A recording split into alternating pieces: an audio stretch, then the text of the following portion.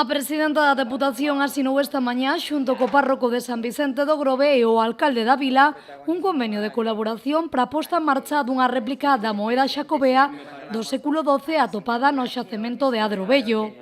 Ten un valor incalculable, histórico, cultural, de patrimonio da nosa provincia, do Grove en particular, pero ademais é un elemento que sinala que realmente o apóstolo estivo e entrou polo mar, como decía o párroco da Igrexa San Vicente, Ventura, e como decía o alcalde do Grove.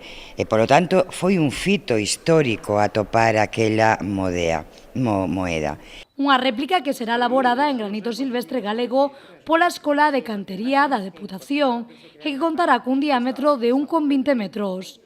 Unha vez rematada, instalarase no xardín do atrio da Igrexa de San Vicente. Pois para nós é unha ilusión moi grande, pois que a Diputación desde o primeiro momento, a través do Concello, pois nos brindaran esta colaboración, porque é unha cousa reivindicativa que desde anos estamos intentando que teña unha presencia física ali na parroquia, pois esta réplica desta moeda que nos parece algo característico, singular da nosa parroquia, daquel lugar de San Vicente, e logo pois da importancia que ten ese achazgo, non, desa moeda. O alcalde do Grove anunciou esta mañá que grazas á colaboración da Deputación de Pontevedra tamén poderá ser restaurada a entrada da igrexa parroquial de San Vicente.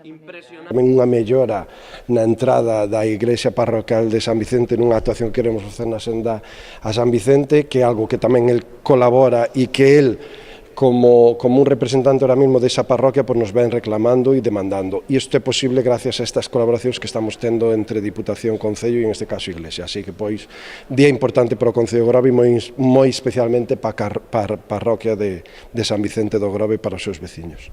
Nestes momentos, a Escola de Cantería atopase en proceso de elaboración da réplica da moeda. En concreto, os traballos que serán realizados por unha única persoa que están iniciándose coa fotometría da moeda partindo dunha réplica da mesma, xa que a orixinal se atopa no Museo Diocesano da Catedral de Santiago de Compostela.